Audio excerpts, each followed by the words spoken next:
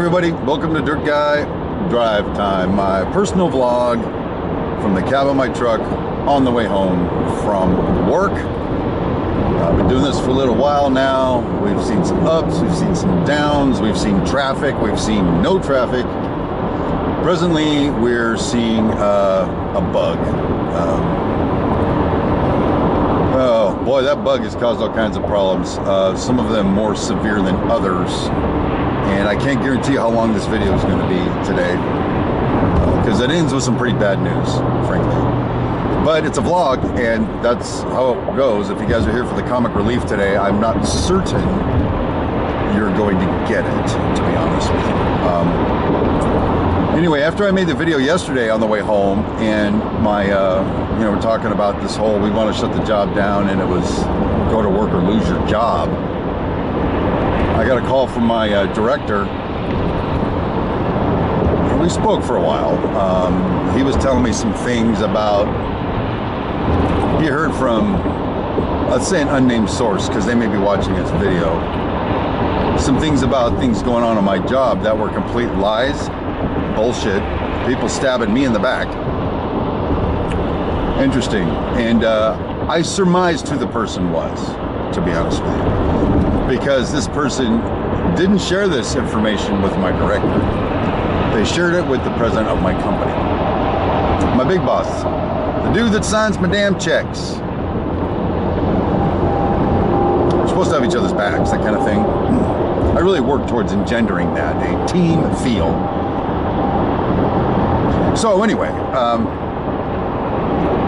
it's interesting because I sent my director an email saying, please respond for my records based on, it's my understanding that if I risk my life to go to work, I could get the bug, and you're not going to shut the job down. If I don't go, I'm going to be terminated with extreme prejudice. On the phone he said, hey bro, hey bro, hey bro. The email he sent, in essence, if you're too scared to go to work, then I'll go run the job for you. Don't worry about it. And some other things. Not the hey bro dude at all. All right, again, what were we saying yesterday? You got to be in it for yourself. I can't be in it for the man. Not even a guy that I've known for like 8 years now, 7 or 8 years, worked with. We've had all kinds of deep discussions. No, he's not the same person anymore. Maybe I'm not the same person. Didn't make me very happy. Couldn't wait to get home, kiss the wife, have some beers, and play with my model railroad. And of course, upload a video. Once I got home and I was downloading with the wife, then I got another phone call, and it was from the president of my company. And I was just wondering, is this the call? Is this hey Steve, we don't need pathetic puss buckets like you working for our company. Get out of here. Fortunately, it was quite the opposite. It was a call of appreciation, a call of thanks. He called me Patton, as in General Patton, and made some military illustrations. And overall, by and large, the call kind of pumped me up, and to at least understand my efforts and my feelings, everything are being considered. But what's he gonna say, And by the way, if it ever gets back to him that I'm making this video, I'm not being critical of the phone call that he made. I was very appreciative. He and I have now established a direct dialogue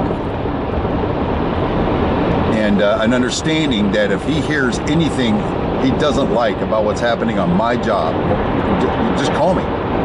Because right, wrong, or otherwise, I will always give him the straight story. I don't bullshit my bosses. If I screwed something up, I tell them, yep, I blew it. I can't leave nowhere to go. Because you got to cop to your mistakes. I certainly exalt my victories. I certainly let everyone know when I'm kicking ass. It's just the way I am. So, but man, between those two phone calls and that email and the whole thing with leaving the job and not, man, I was just so damn drained last night. I was so drained. So I got to work on my railroad. Tried to shoot some video of it too, but kind of a subdued version of me working on a video. But as part of part of this, I had to have like a conversation with one of my superintendents this morning with my door closed. And not like a reprimand kind of thing, just kind of like a watch your six kind of a conversation. Because there's a spy among us. And I use that as an opportunity to encourage him to sort of double down on his job. You know, the thing is, he'll go like gangbusters for a protracted amount of time, and then it erodes away, and then he kind of needs another kick in the ass, but then he goes for it. And the conversation I had with him today, I saw him today just going for it again, so I was happy with it. Overall, it's not perfect, but it's getting there. And then we start getting into some of the awkward stuff. Well, my big boss called me again this morning to check in on me again. And we had a good conversation. Nothing negative to report there. It's just, I like feeling like the guy that I work for has some degree of respect for me and appreciation for my situation. I got that sense. Whether it's true or not, I don't know, but I got that sense.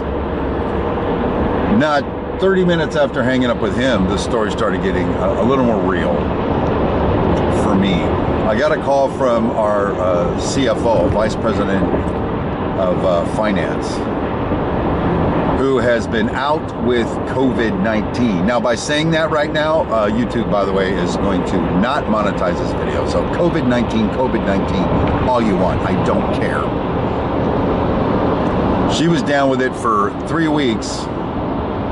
The actual disease, and is just now coming back, and she was describing it as if she knew she was going to die, and for days on end she felt that way. The respirator, the whole 9 yards. She was in fear of her life.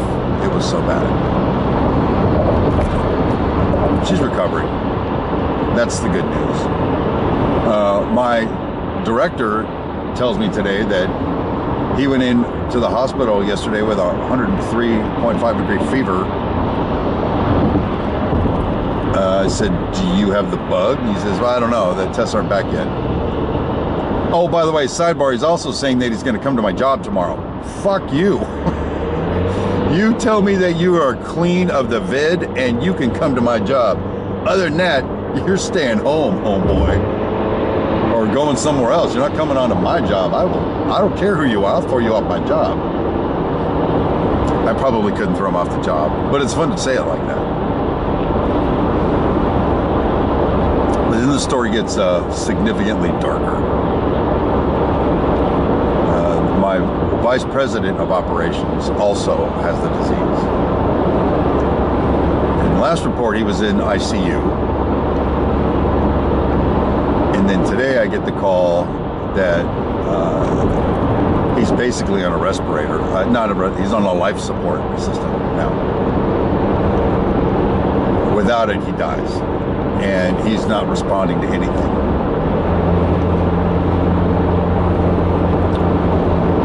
So in 2 days, if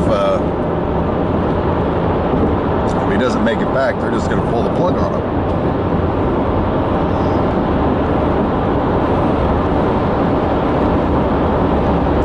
When my boss called and told me that, it just knocked the wind out of me. I've known Fred, my boss, for a long time.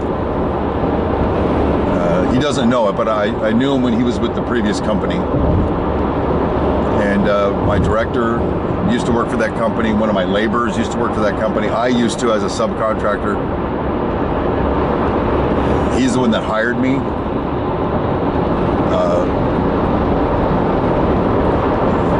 Got me promoted up through the ranks. I mean, in addition to just he's a good human being. He was taking really good care of me. So I had to get my whole team in just before leaving work, because I was instructed to do that and tell them that story. When I did, I just got all teared up. I had to walk out of there because I'm supposed to be a big fucking leader, you know, and lead the troops and be strong. But I came back into the conference room and fought my way through the rest of the discussion. But they could see it, man. I had tears, man. I'm not lying. Kind of like right now. So anyway, that's where we're at. I'm like the first kid on my block that gets a CV-19 casualty. 3 people in my office diagnosed. 1 barely recovered, 1 is recovering, and 1 it looks like he's not going to recover.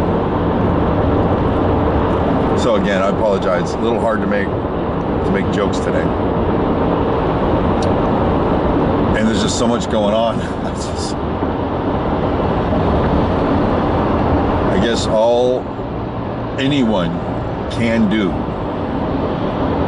is the next indicated thing. Just put 1 foot in front of the other. Get out of bed and just go through it and come home to your family. So anyway, I'm sorry guys, that's all I got for you today. We'll see you tomorrow. Bye.